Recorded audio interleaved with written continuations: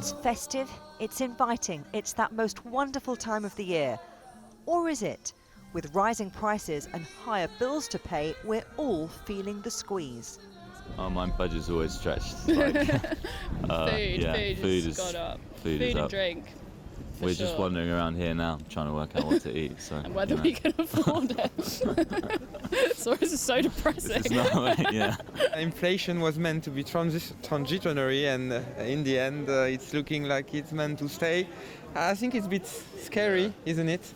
I think my main concern is how the Bank of England is going to, if they're going to increase rates into next year, and the impact it's going to have on people's livelihoods and their debts.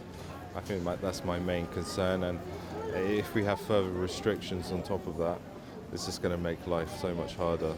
Life's already more expensive. Across the board, grocery prices are up 3.2%, which is the highest rate of inflation recorded since June 2020. Savoury snacks went up by 7.6%. Even the average cost of a Christmas meal is 3.5% more than last year. As for getting about, Uber fares are up 10%, and used cars are gaining value while the global shortage of computer chips used in car production has led to fewer new vehicles being made. A 3-year-old Mini Hatch was 57% more in 2021 than a model of the same age in 2019. We're seeing historical highs in so many commodities, and in part that's because of the kind of bottlenecks that have emerged around about the past year odd.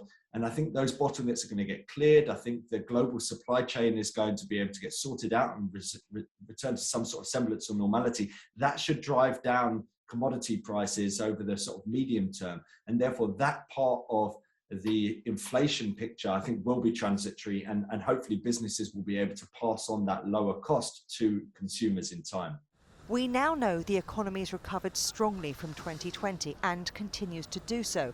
But economic forecasters aren't entirely sure how long it can last. The buzzwords of the pandemic are still, after all, unprecedented uncertainty.